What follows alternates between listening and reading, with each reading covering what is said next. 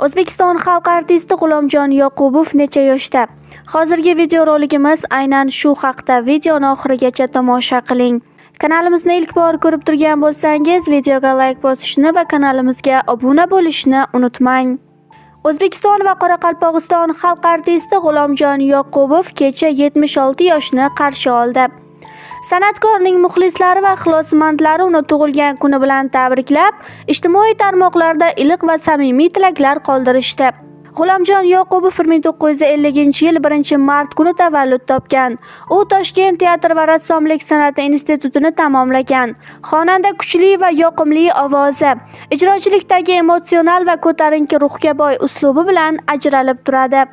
San'atkor repertuarida ko'plab mashhur qo'shiqlar mavjud, jumladan Zilola, Elimdeb, Feroz, Dilorom, Begoyim, Qomat, Ketolmaysan va boshqa asarlari muxlislar orasida keng ommalashgan.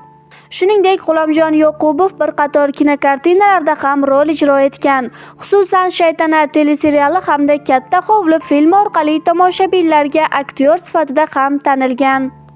Ozoda Nursaidova nima sababdan muxlislarni hayratda qoldirdi? Mashhur xonanda Ozoda Nursaidova o'zining yangi qo'shig'ini muxlislarga taqdim etdi. Qo'rqmaydiganlar nomli tarona 3-aprel kuni premyera qilinib, qisqa vaqt ichida katta qiziqish uyg'otdi.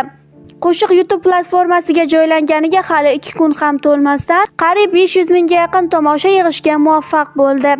Bu esa xonandaning ijodi muxlislar tomonidan hali ham katta qiziqish bilan kuzatilayotganini yana bir bor isbotladi. Qo'rqmaydiganlar o'zining mazmuni, jo'shqin ohangi va chuqur ma'nosi bilan tinglovchilar qalbidan joy oldi. Tarona hayotda qo'rqmasdan oldinga intilish, o'z yo'lidan qaytmaslik g'oyalarini targ'ib etadi.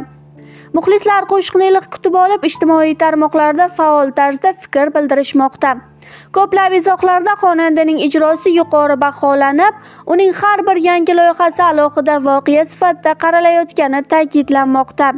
Shu tariqa Qo'rqmaydiganlar qisqa vaqt ichida ommalashib, yana bir hit sifatida e'tirof etilishga ulgurdi. Shou-biznes olamidagi eng so'nggi yangiliklar bizning kanalda.